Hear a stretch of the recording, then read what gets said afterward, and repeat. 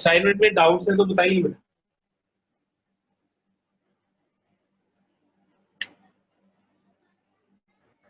Sir 3rd 7th। Question number 3 और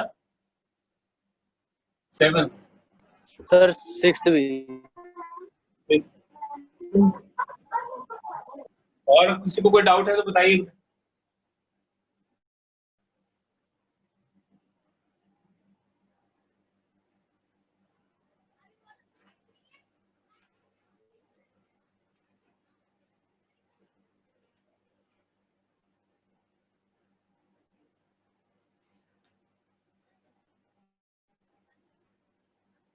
question number 3 देखिए।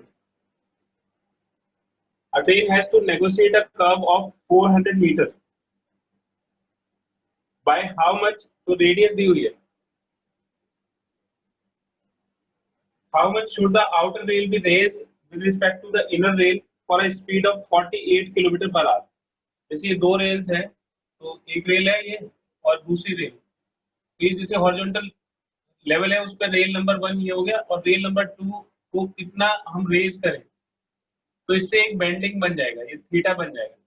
तो रेल 1 और रेल 2 और कर्व को नेगोशिएट करने के लिए जो बेंडिंग है जैसे रोड में होती है वैसे रेलवे ट्रैक में भी हो सकती है।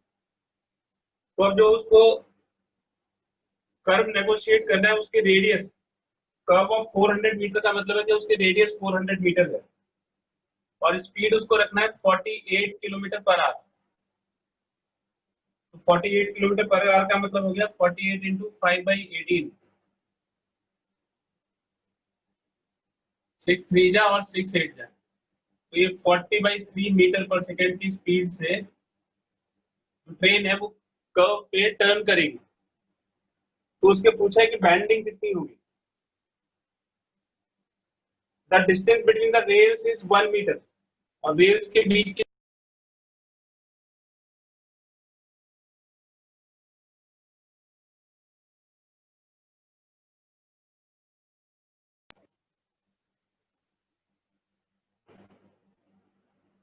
ठीक है। तो इसका फॉर्मूला होता है tan theta is equal to,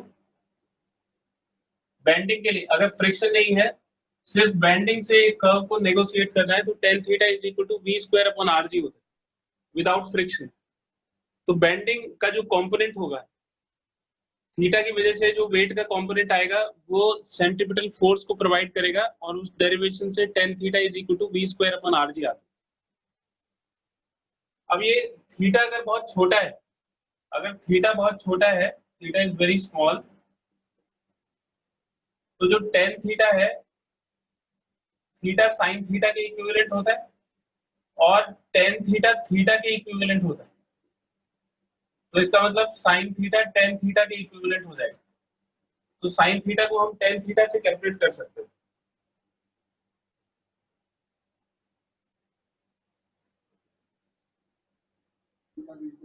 sin theta को tan थीटा से या tan थीटा को sin थीटा से कैलकुलेट कर सकते हैं। तो tan थीटा की जगह हम sin थीटा लिख सकते हैं। तो sin theta is equal to v²/rg, क्योंकि जो tan थीटा है वो sin थीटा के इक्विवेलेंट हो जाएगा। अब देखो ये जो sin थीटा है वो पूछ रहा है कि उसको कितना रेज किया जाए, मतलब हाइट कितनी हो। तो यहाँ sin थीटा की जगह हम h/l लिख सकते हैं। h/l is equal to v²/rg, ये l 1 मीटर दिया हुआ है। तो perpendicular upon hypotenuse sin theta के लिए h/l लगा दी। h की वैल्यू क्या हो जाएगी, h हो जाएगा v²l/rg। इन सब की वैल्यू दे रखी है, v आपको दिया हुआ है, l आपको दिया हुआ है, r की वैल्यू भी दे रखी है। 400 मीटर का टर्न लेना है, मतलब 400 मीटर उसकी रेडियस है, और g आपको पता है 9.8, तो सबकी वैल्यू डालिए h आ जाएगा। तो v हो गया 40/3 का स्क्वायर, लेंथ 1 मीटर, रेडियस 400 और g हो गया 9.8। ठीक है, तो इतना मीटर आ जाएगा। इसको कैलकुलेट करके इसकी वैल्यू आ जाएगी और ये आएगा 0.0454 मीटर। तो तो देखिए जो बेंडिंग है वो काफी कम होती है, तो ये ध्यान रखिएगा कि बेंडिंग के केस में साइन थीटा, टेन थीटा और थीटा इक्विवेलेंट होंगे। तो टेन थीटा और साइन थीटा में ज्यादा फर्क नहीं होता है, इसलिए हम टेन थीटा को साइन थीटा से कैलकुलेट कर लेंगे।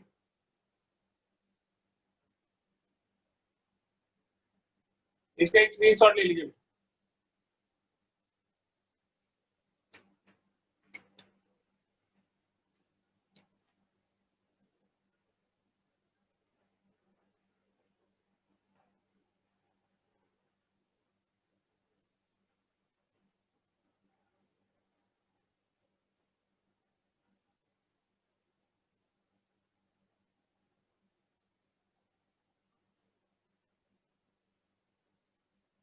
क्वेश्चन नंबर 6 भी ऑलमोस्ट ऐसा ही क्वेश्चन है। क्वेश्चन नंबर 6 देखिए, कहते हैं a circular race track of radius 300 meter, radius दे रखा है 300 मीटर की, और theta is banked at an angle of 50 degree. तो ट्रैक को 50 डिग्री पे बैंक कर दिया जाता है। Coefficient of friction between the wheels of a race car and the road, friction का कोएफिशिएंट दिया हुआ है 0.2। What is the optimum speed of the race car to avoid wear and tear on its tires? तो आप इसको पहले question की language समझिए। Optimum speed of the race car to avoid wear and tear of tyres. तो जो wear और tier है टायर्स का, मतलब जो घिसना है, वो किसके ऊपर डिपेंड करता है? फ्रिक्शन के ऊपर डिपेंड करता है। यानी कि फ्रिक्शन नहीं आना चाहिए। अगर फ्रिक्शन का रोल आएगा टर्निंग के लिए, तो इसका मतलब है कि टायर घिसेंगे। तो यानी कि बेंडिंग से ही काम चलाना है। अगर बेंडिंग से काम चलाना है तो जो सेंट्रीपिटल फोर्स है वो सिर्फ बेंडिंग की वजह से मिलेगा। तो बेंडिंग की वजह से अगर कंपोनेंट मिलता है तो उसमें फ्रिक्शन का फिर रोल नहीं होगा और टायर जो है घिसेंगे नहीं। तो फ्रिक्शन अगर नहीं आता है तो फॉर्मूला होता है tan theta is equal to v square upon R G. तो v स्क्वायर की वैल्यू क्या हो जाएगी? R G into tan theta. तो v हो जाएगा under root R G tan theta. ये मैक्सिमम सेफ स्पीड है। इससे ऊपर अगर स्पीड होगी तो फिर बैंकिंग, यानी कि जो कंपोनेंट है जो बैंकिंग की वजह से आया है, 15 डिग्री की वजह से आया है, वो फिर इसको सेंट्रीपिटल फोर्स प्रोवाइड नहीं कर पाएगा। इसका मतलब है कि और फोर्स की जरूरत पड़ेगी, तो फ्रिक्शन फिर आएगा। तो फ्रिक्शन आएगा तो फिर टायर घिसेंगे। इसलिए बस यहीं तक रहना है, यही मैक्सिमम स्पीड होगी। अब इसकी कैलकुलेशन कर लीजिए, 10-15 डिग्री की जरूरत पड़ेगी। तो 10-15 डिग्री कैलकुलेट कर लो कितना होता है। 10-15 डिग्री 1060 माइनस 45। इसमें tan a माइनस b की आइडेंटिटी लगाइए, तो 1060 minus 1045 divided by 1 plus 1060 into 1045। तो √3 माइनस 1 अपॉन 1 प्लस √3।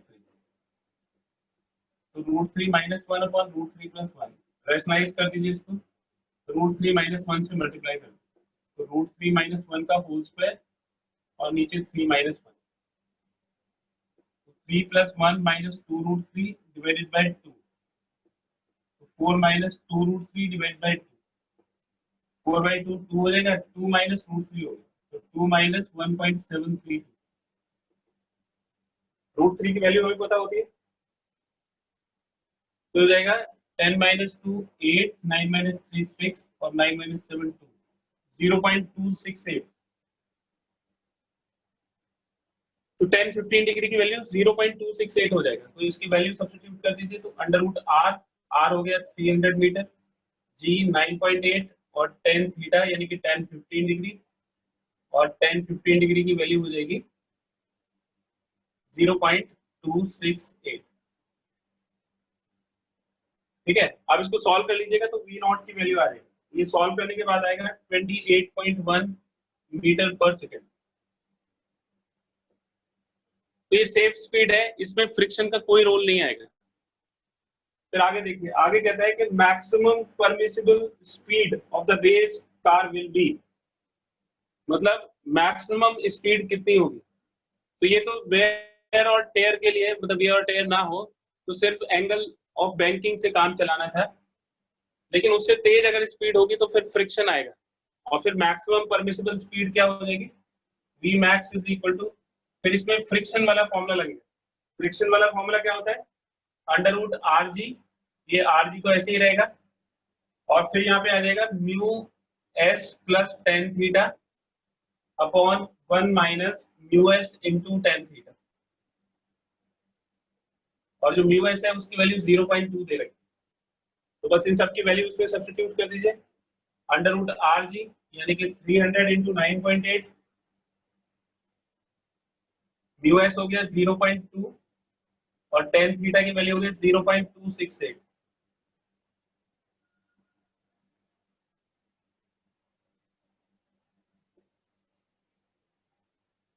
इस सबको सॉल्व करोगे तो ये आ जाएगा 38.1 मीटर पर सेकेंड।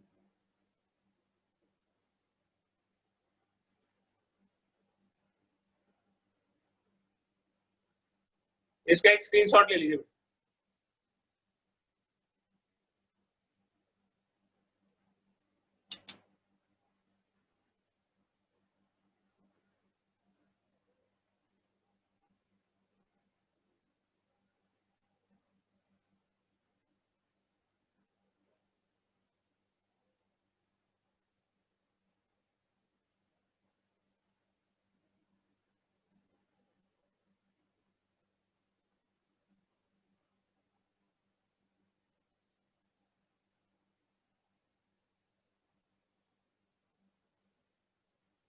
Question number 7 देखिए। A car is speeding on a horizontal road curving round with a radius of 60 meter. तो radius दिया हुआ है 60 meter. The coefficient of friction between the wheel and road is 0.5. Mu की value दे रखी है 0.5. The height of the center of gravity of the car from the road level is 0.3 meter.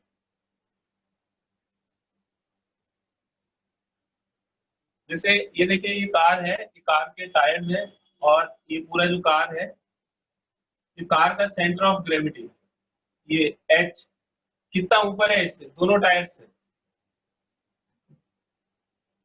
0.3 metre. तो ये जो हाइट है, ये car की हाइट दे रखी है 0.3 मीटर, ये सेंटर ऑफ ग्रेविटी होगा।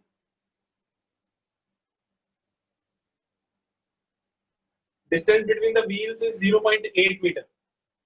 तो व्हील्स के बीच का जो डिस्टेंस है वो 0.8 मीटर दिया हुआ है, यानी कि सेंटर ऑफ ग्रेविटी से हॉरिजॉन्टल डिस्टेंस 0.4 मीटर के इक्वल होगा।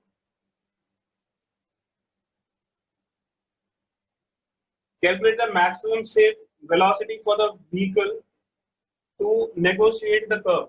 तो कर्व को नेगोशिएट करने में, will the vehicle skid or topple if this velocity is exceeded? तो उसे पूछा है कि टॉपल का मतलब होता है पलट जाना, तो ये कार जो है वो स्किड करेगा या पलटेगा। तो स्किड और पलटने में, टॉपलिंग करने में क्या फर्क होता है वो देखेगा। तो सबसे पहले तो देखिए कि उसको, उसकी मैक्सिमम सेफ स्पीड कितनी होगी। तो स्किडिंग के लिए, और स्किडिंग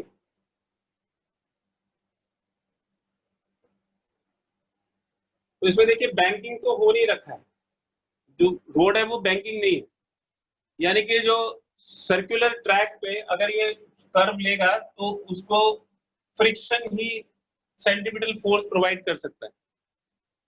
तो जब खाली फ्रिक्शन होता है तो मैक्सिमम सेफ स्पीड कितनी होती है। तो खाली फ्रिक्शन के केस में जो टेन थीटा होता है, जैसे आर जी टेन थीटा है, तो उसके प्लेस पे म्यू एस आ जाएगा, mu S into R G, क्योंकि म्यू एस ही टेन थीटा के इक्वल होता है, तो mu S into R G हो जाएगा। अगर खाली बैंकिंग होगा तो tan theta into R G, और खाली अगर फ्रिक्शन होगा तो mu S into are G, ठीक है। और अगर दोनों होंगे तो अंडर रूट आर जी और फिर mu S plus tan theta upon 1 minus mu S into tan theta. तो तीनों केसेस को आप देखना है, ये खाली फ्रिक्शन वाला केस है, तो जो मैक्सिमम सेफ स्पीड है वो under root mu R G के इक्वल होगी। अब इसमें वैल्यू डाल दीजिए, तो म्यू की वैल्यू 0.5, रेडियस की वैल्यू 60 और 9.8, इस सबको सॉल्व करके आ जाएगा 17.15 मीटर पर सेकेंड। तो ये इसकी मैक्सिमम सेफ स्पीड आ जाएगी।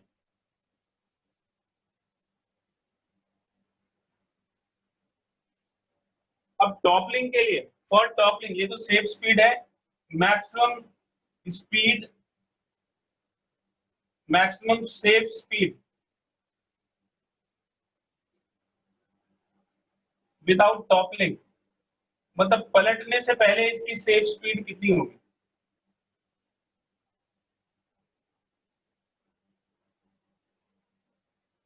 देखिए जैसे फॉर्मूला आता है mu is equal to V square upon R G, इसको जरा ध्यान से समझिए कि इस पे क्या रिलेशनशिप होता है।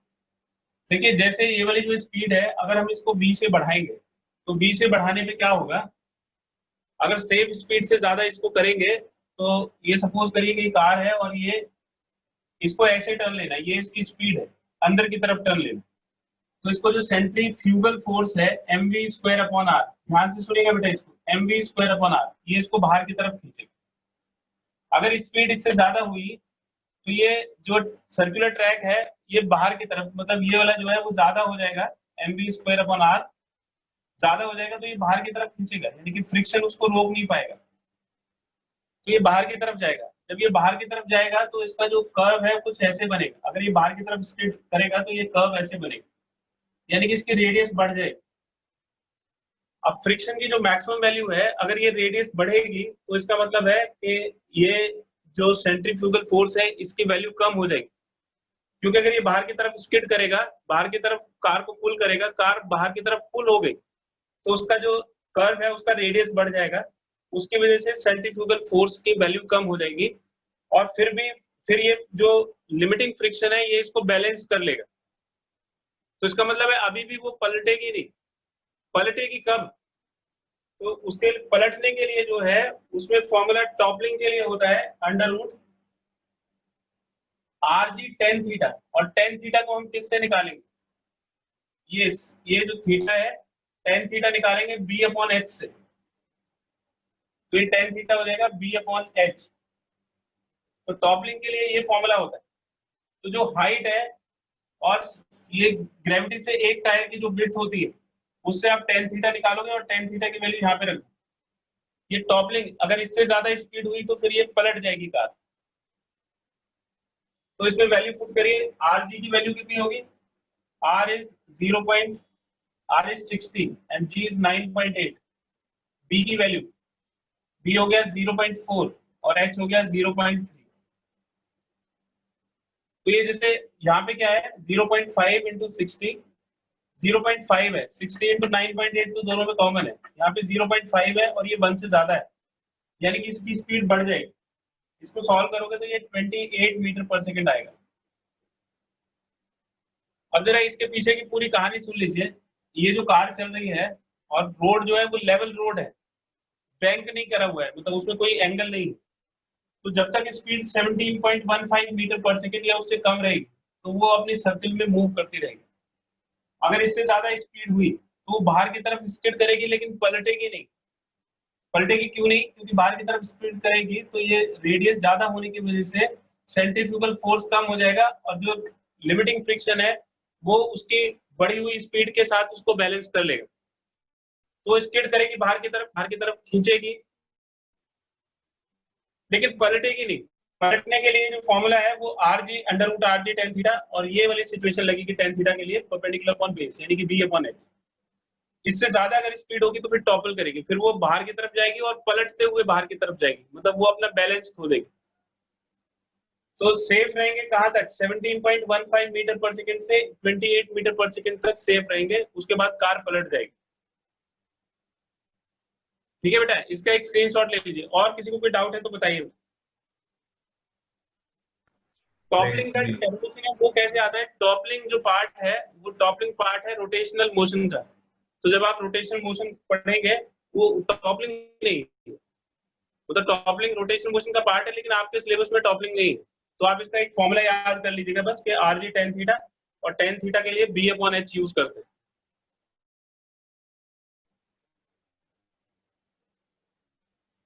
और बताइए बेटा, असाइनमेंट में और किसी को कोई डाउट है तो। Question number 8।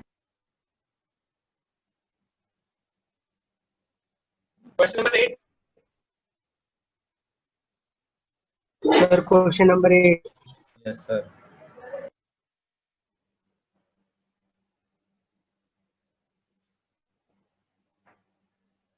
क्वेश्चन नंबर 8 देखिए।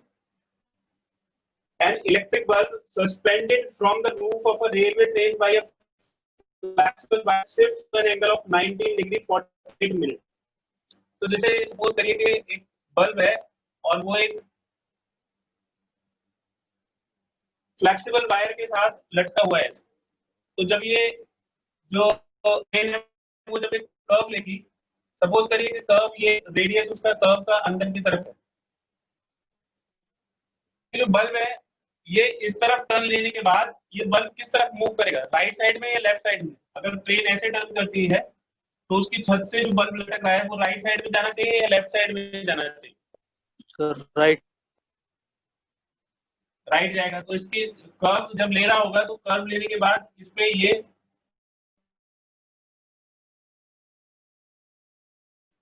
जस्टिफाई करते हो, ये राइट की तरफ क्यों चला जाता है? Centrifugal force.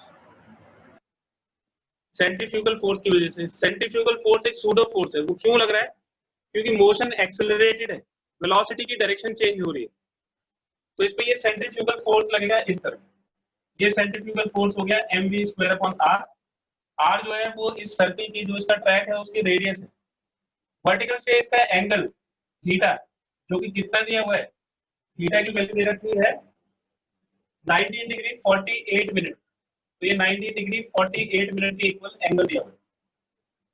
तो ये सिचुएशन है।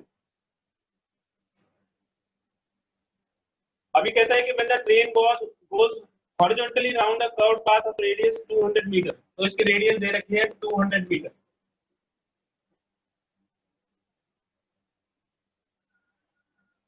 Find the speed of the train.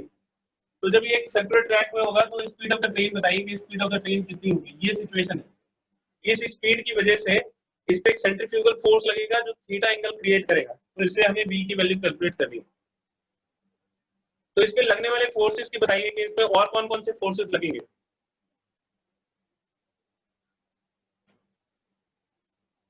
अगर इसका मास m है तो इस पे और कौन कौन से फोर्सेस लगेंगे? Gravitational force.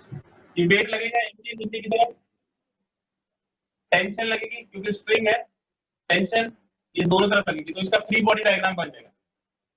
वर्टिकल से इसका एंगल दिया हुआ है, ये वाला जो एंगल है वो थीटा है, दिस एंगल इज थीटा। ये थीटा है तो ये भी थीटा हो जाएगा। तो टी के कंपोनेंट्स ब्रेक कर लीजिए। तो टी के कंपोनेंट क्या हो जाएंगे? टी का ये वाला कंपोनेंट हो जाएगा टी cos थीटा और ये वाला कंपोनेंट हो जाएगा टी sin थीटा। अगर हमने इस पे सूडो फोर्स लगा दिया, ये जो सेंट्रीफ्यूगल फोर्स है अगर इस पे सूडो फोर्स लगा दिया तो इसका मतलब है कि ये नॉन इनर्शियल फ्रेम से इनर्शियल फ्रेम बन गया। अगर ये नॉन इनर्शियल फ्रेम से इनर्शियल फ्रेम बन गया तो इसमें हम न्यूटन्स लॉज ऑफ मोशन लगा सकते हैं, यानी कि फोर्सेस को बैलेंस कर सकते हैं। अब ये थीटा एंगल पे यहाँ पे रुका हुआ है, इसका मतलब क्या हुआ कि इस पे नेट फोर्स 0 है। अगर नेट फोर्स 0 होगा तो ये इसके इक्वल होगा और ये इसके इक्वल होगा। अब इन दो इक्वेशंस को सॉल्व करके हमें v की वैल्यू कैलकुलेट करनी है।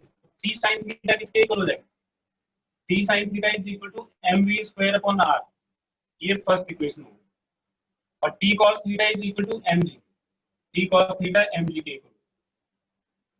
हमें v की वैल्यू कैलकुलेट करनी है। फर्स्ट इक्वेशन को सेकंड इक्वेशन से डिवाइड कर दीजिए, ये t कट जाएगा, sin theta upon cos theta tan theta हो जाएगा, ये m से m कट जाएगा, तो ये v²/rg होगा। तो हर बार वही फॉर्मूला बनता है, v² is equal to rg into tan theta. तो v की वैल्यू हो गई √rg into tan theta. r की वैल्यू दे रखी है 200 मीटर, g की वैल्यू 9.8 और tan थीटा, थीटा की वैल्यू दे रखी है 19 डिग्री 48 मिनट। तो अगर इसकी वैल्यू आपको पता होगी तो या तो इसकी वैल्यू क्वेश्चन में दी जाएगी या आपको ट्रिग्नोमेट्रिक टेबल मिलेगी जिससे आप इसकी वैल्यू निकाल सकते हो। तो इस क्वेश्चन के लिए आप नोट कर लीजिए 19 डिग्री 48 मिनट होता है 0.36, इसकी वैल्यू 0.36 होती है। तो 200 इंटू 9.8 और ये 0.36 के बराबर होगी।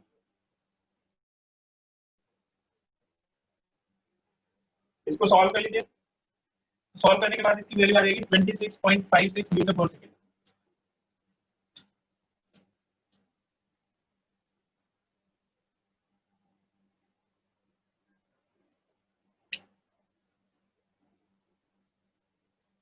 इसका एक स्क्रीनशॉट ले लीजिए। सर एक बार क्वेश्चन नंबर 5 भी बता दीजिए।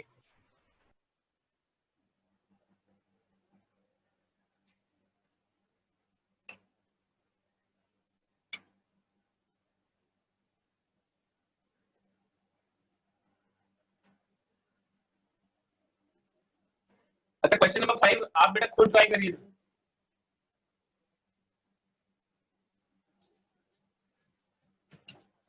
देखिए, 3 स्पीड आपको बताई थी। एक स्पीड तो ये होती है कि अगर कोई टर्न लेता है तो उसकी सेफ स्पीड होती है under root R G tan theta. ये तो बैंकिंग के लिए होती है। दूसरा फॉर्मूला था under root mu R G. ये सिर्फ फ्रिक्शन है, बैंकिंग नहीं है।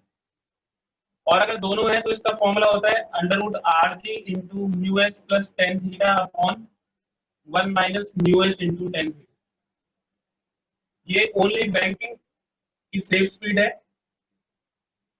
ये विदाउट बैंकिंग सेफ स्पीड है, यानी कि फ्रिक्शन से जो सेंटीमीटर फोर्स मिलता है, और ये दोनों है। ये दोनों के केस में सेफ स्पीड है, मैक्सिमम सेफ स्पीड है। तो इस केस में कौन सा फॉर्मूला लगेगा? फिफ्थ में, a cyclist speeding at 18 kilometre per hour. तो स्पीड दे रखी है 18 kilometre per our. 18 kilometre per hour, तो इसको आप मीटर पर सेकंड में चेंज करोगे तो 5 बाई यानी कि 5 मीटर पर सेकंड हो जाएगा।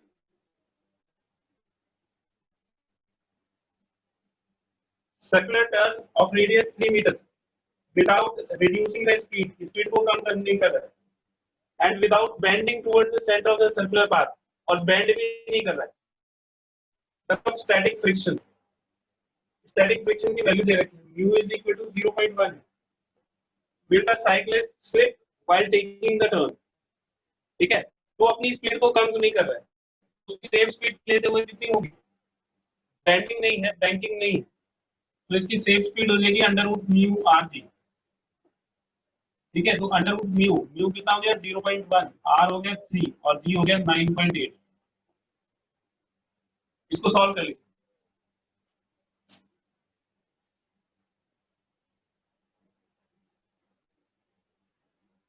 2.94 हो गया, अंडर रूट 2.94। 17 289 होता है, तो 17 से थोड़ा सा ज्यादा होगा, 1.715 मीटर पर सेकंड। ये इसकी मैक्सिमम सेफ स्पीड है। मतलब इससे ज्यादा अगर स्पीड होगी तो वो फिर सेफ नहीं रहेगा, वो मतलब बाहर की तरफ स्किड करेगा, स्लिप करेगा बाहर की तरफ। उसकी स्पीड कितनी है? 5 मीटर पर सेकंड। मैक्सिमम स्पीड से ज्यादा है, तो उसकी जो एक्चुअल स्पीड है वो मैक्सिमम सेफ स्पीड से ज्यादा है। तो v actual is greater than v maximum. So therefore cyclist will skid outwards. ठीक है, और स्लिप आउटवर्ड। तो जो साइक्लिस्ट है वो बाहर की तरफ फिसल जाएगा, तो वो सेफली टर्न नहीं ले पाएगा।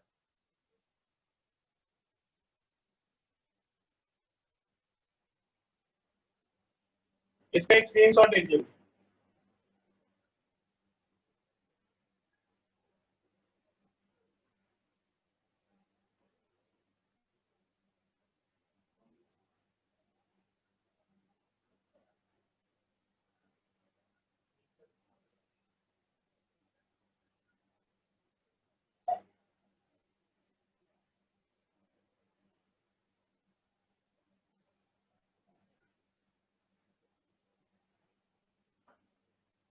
नेक्स्ट आर्टिकल है इसमें, motion in a vertical circle.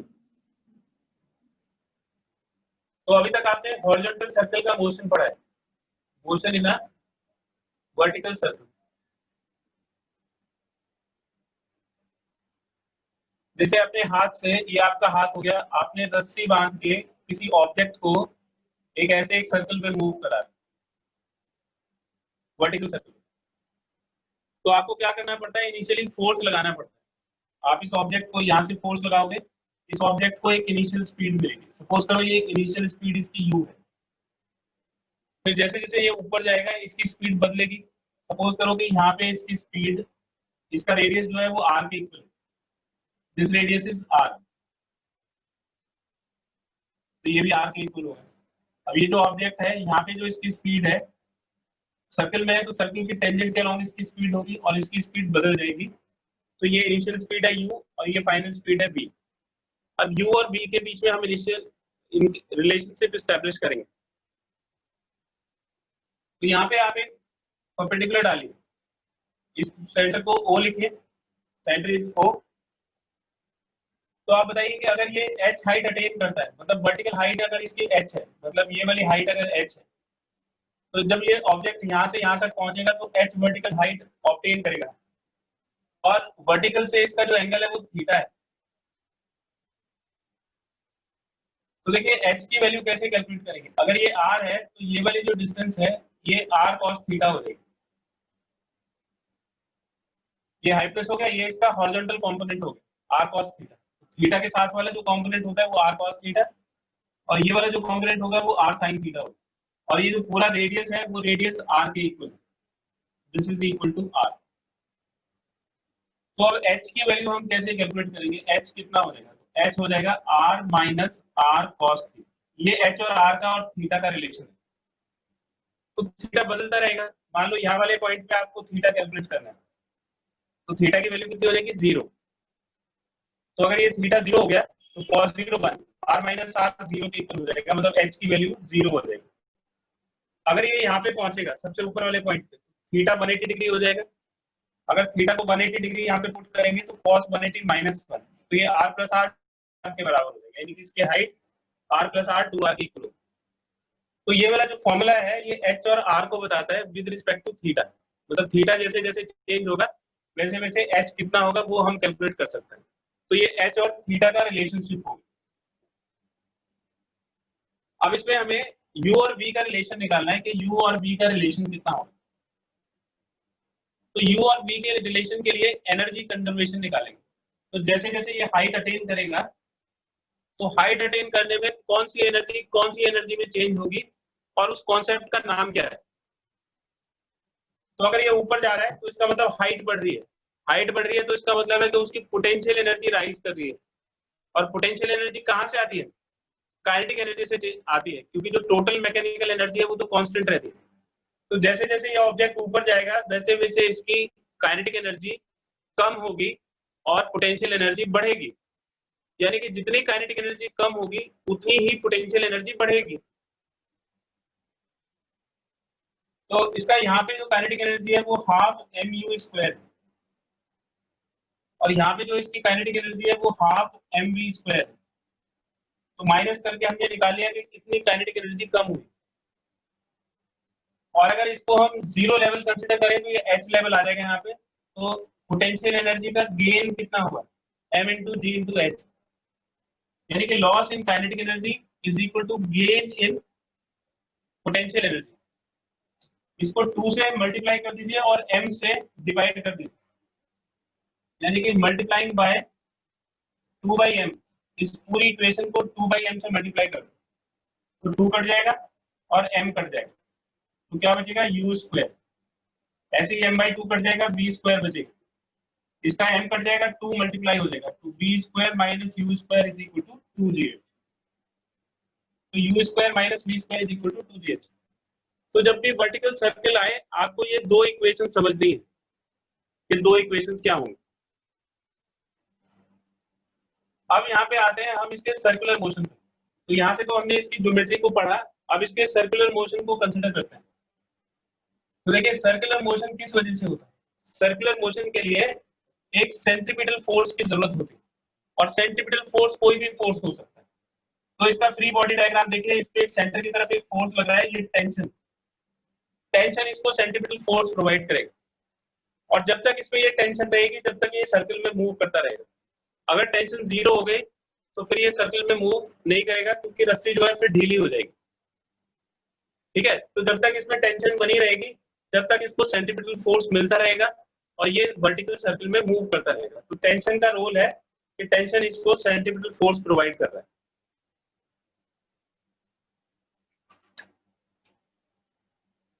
तो सेंट्रीपिटल फोर्स किससे मिलेगा, तो इसमें जो सेंट्रीपिटल फोर्स है टोटल वो कहां से आएगा, तो इस पे नेट फोर्स हमें सेंटर की तरफ निकालना पड़ेगा। तो आप देखिए कि ये अगर थीटा है तो इसका जो वेट है वो नीचे की तरफ होगा, ये वेट है नीचे की तरफ mg, ये वाला जो कंपोनेंट है ये एंगल अगर थीटा होगा तो mg का ये कंपोनेंट हो जाएगा mg cos थीटा,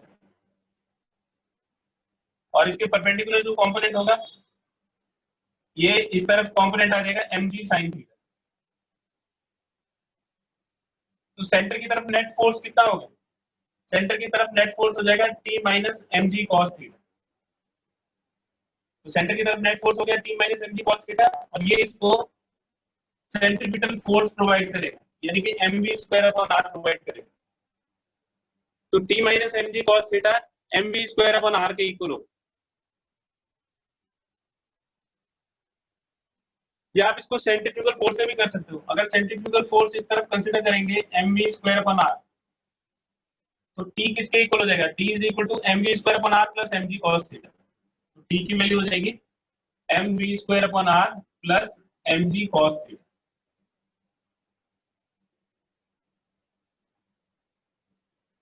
तो इसको दो तरह से समझ सकते हैं कि नेट फोर्स यानी कि t minus mg cos theta इसको सेंट्रीपिटल फोर्स प्रोवाइड करे, या अगर इसमें सेंट्रीफ्यूगल फोर्स लगा दोगे तो इनको बैलेंस कर सकते हो। t is equal to mv square plus mg cos theta, दोनों का मतलब एक ही है। तो ये तीन इक्वेशंस बन गए। अब इससे हम निकालेंगे कि इसको लूप, ये पूरा सर्कल जो लूप लेगा उसकी कंडीशंस हम निकालेंगे कि यहाँ पे इसकी मिनिमम वेलोसिटी कितनी होनी चाहिए कि सर्कल को कंप्लीट कर सके, यहाँ पे टेंशन कितनी होगी, यहाँ पे मिनिमम वेलोसिटी कितनी होगी, यहाँ पे मिनिमम टेंशन कितनी होगी। तो ये सब कैलकुलेशंस हमें करने हैं। तो पार्टिकल सर्कल को कब कंप्लीट करेगा? तो केस फर्स्ट है particle will complete the circle, particle will complete the circle.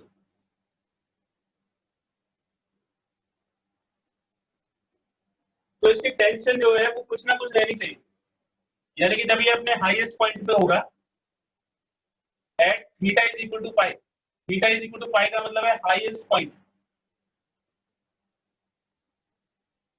तो जो टेंशन है वो ग्रेटर देन और इक्वल टू 0 होना चाहिए। टेंशन यहाँ पे अगर 0 हो गया तो इसका मतलब ये रस्सी ढीली हो जाएगी, लेकिन अपनी वेलोसिटी की वजह से वो सर्कल में आ जाएगा। लेकिन नेगेटिव अगर हो गया तो मतलब 0 पहले कहीं पे हुआ होगा, अगर 0 यहाँ पे टेंशन हो गया तो फिर ये अपने सर्कल को कंप्लीट नहीं कर पाएगा। तो जो टेंशन है वो अगर हाईएस्ट पॉइंट पे 0 होता है तो इसका मतलब है कि ये वाली जो वेलोसिटी है वो मिनिमम वेलोसिटी रही हो, तभी उसके ऊपर जाके टेंशन 0 हो गई। तो अगर ये सर्कल को कंप्लीट करेगा तो सबसे हाईएस्ट वाले पॉइंट पे टेंशन या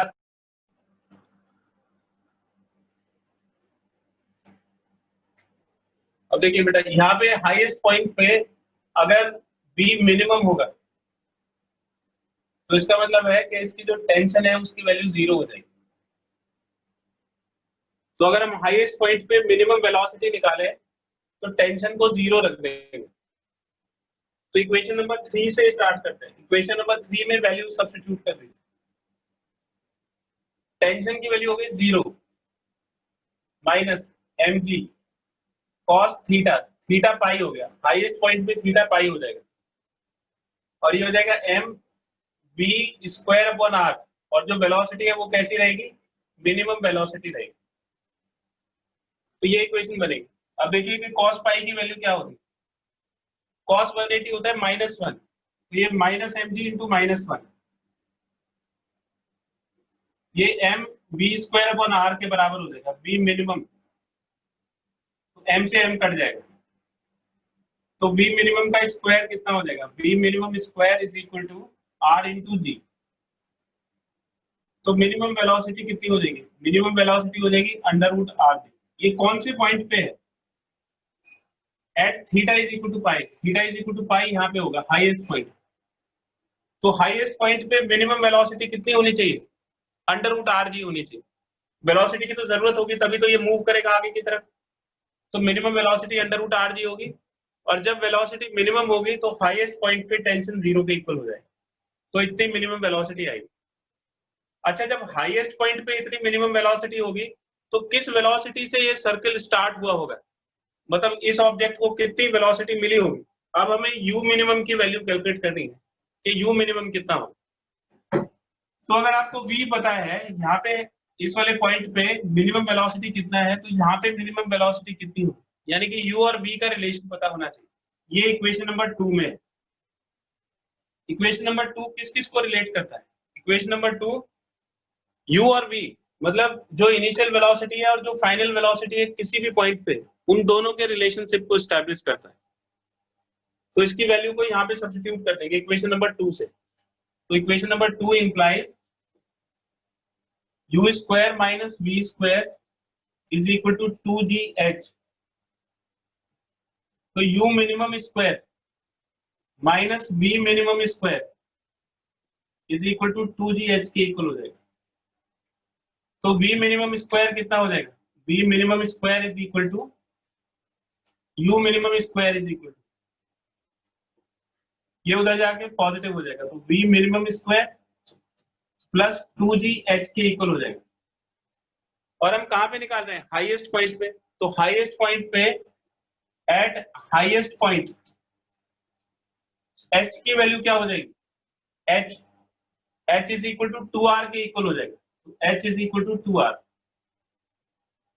अब ये वैल्यूज इसमें पुट कर दीजिए, तो v मिनिमम स्क्वायर कितना हो जाएगा? v minimum square is equal to rg, r into g, और h की वैल्यू पुट कर दीजिए, तो 2g और h की वैल्यू हो गई 2r, तो rg और 4rg, तो ये किसके बराबर हो जाएगा? 5rg के बराबर हो जाएगा। तो u मिनिमम स्क्वायर हो जाएगा 5rg। तो u मिनिमम की वैल्यू कितनी हो जाएगी? तो u मिनिमम स्क्वायर अगर 5rg के इक्वल होगा, तो u मिनिमम की वैल्यू हो जाएगी under root 5rg।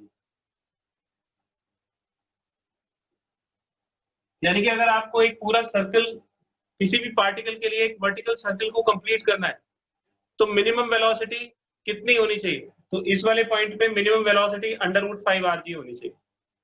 Highest point पे जाके वेलोसिटी कितनी हो जाएगी? हाईएस्ट पॉइंट पे वेलोसिटी अंडर रूट rg के बराबर हो जाएगी। तो ये वेलोसिटीज आ गई। अब हमें निकालना है कि टेंशन कितनी हो। ये जैसे हाईएस्ट पॉइंट पे तो टेंशन 0 है मिनिमम वेलोसिटी के लिए, लोएस्ट पॉइंट पे टेंशन कितनी हो? तो टेंशन के लिए यहाँ पे वैल्यूज पुट कर देंगे। For looping the loop, tension at minimum point, tension eight lowest point,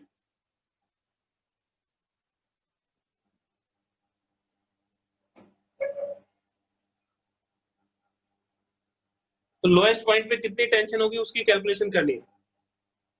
तो टेंशन का फॉर्मूला है T is equal to mg cos theta plus mv square upon r। तो इसमें सबकी वैल्यू पुट कर दीजिए। तो लोएस्ट पॉइंट पे हमें मिनिमम टेंशन निकालनी है, तो मिनिमम टेंशन के लिए वेलोसिटी को भी मिनिमम कैलकुलेट करेंगे। अब इन सबकी वैल्यू पुट कर दीजिए। तो ये थीटा जो है वो लोएस्ट पॉइंट पे कितना हो जाएगा? ये वाला पार्टिकल अगर इस पॉइंट पे होगा तो थीटा की वैल्यू 0 डिग्री हो जाएगी। तो थीटा को 0 रखें यहाँ पे, ये हो जाएगा mg into cos 0 plus m upon r v minimum. तो लोएस्ट पॉइंट पे वेलोसिटी कितनी हो जाएगी? लोएस्ट पॉइंट पे वेलोसिटी होगी under root 5rg। Lowest point पे हमें वेलोसिटी निकालना है, तो लोएस्ट पॉइंट पे वेलोसिटी अंडर रूट 5rg के इक्वल हो जाएगा। तो इसका स्क्वायर कितना हो जाएगा? स्क्वायर हो जाएगा 5rg के इक्वल। ये r से r कट जाएगा, ये mg cos 0 की वैल्यू 1 हो जाएगी और 5mg, तो mg प्लस mg किसके इक्वल हो जाएगा? 6mg के इक्वल हो जाएगा। यानी कि लोएस्ट पॉइंट पे टेंशन कितनी होगी? 6mg। तो फॉर्मूले बड़े आसान है। अगर आपको एक लूप कंप्लीट करना है तो मिनिमम जो सबसे लोएस्ट पॉइंट है उस पे वेलोसिटी आएगी अंडर रूट 5rg, और जो हाईएस्ट पॉइंट है उस पे वेलोसिटी आएगी under root rg। Highest point पे टेंशन रहेगी 0 और लोएस्ट पॉइंट पे टेंशन कितनी हो जाएगी? लोएस्ट पॉइंट पे टेंशन 6mg के इक्वल होगा।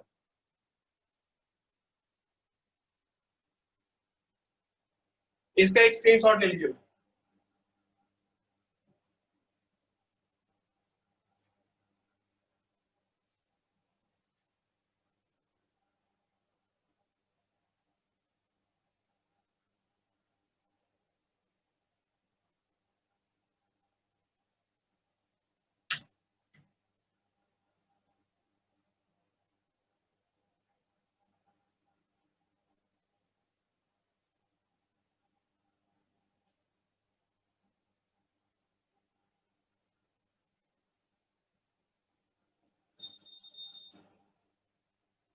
तो ये जो वर्टिकल सर्कल है ये आपको 2 चैप्टर्स में मिलेगा।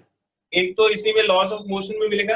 इसका रोल क्या है यहाँ पे, जो सेंट्रीफ्यूगल फोर्स, सर्कल के लिए जो सेंट्रीफ्यूगल फोर्स या सेंट्रीपिटल फोर्स की जरूरत होती है और जो टेंशन है उसकी वजह से हम इसको इस चैप्टर में पढ़ते हैं। और दूसरा आप इसको एनर्जी का जो कंसर्न है, energy law of conservation of energy जो हमने इसमें लगाया है, इसलिए ये वर्क पावर एंड एनर्जी का भी बनता है, तो वहां पे भी हम इसको पढ़ेंगे। ठीक है, इससे आगे जो थ्योरी में जो नोट्स दिए हुए हैं वो आपके सिलेबस से बाहर की चीज है, लेकिन आप उसको पढ़ सकते हो, वो बड़ी आसानी से आपको समझ में आ जाएगा। ठीक है, तो आपको नॉलेज के लिए है, वो आप खुद कर लीजिएगा, कोई डाउट होगा तो उसको पूछ लेना, मैं क्लियर कर दूंगा। तो ये टॉपिक तो यहीं पे खत्म हो गया। अब आप इसको क्या करना है, जो बुक है एनसीईआरटी की उसके क्वेश्चंस करने हैं। तो लॉज ऑफ मोशन में एनसीईआरटी की बुक में बड़े अच्छे अच्छे क्वेश्चंस दिए हुए हैं, तो ये वाला टॉपिक आपको एनसीईआरटी की बुक से कंप्लीट करना है। तो उसके सारे क्वेश्चंस हम नेक्स्ट क्लास में डिस्कस करेंगे, तो आप सारे क्वेश्चन उसके करके रखिएगा।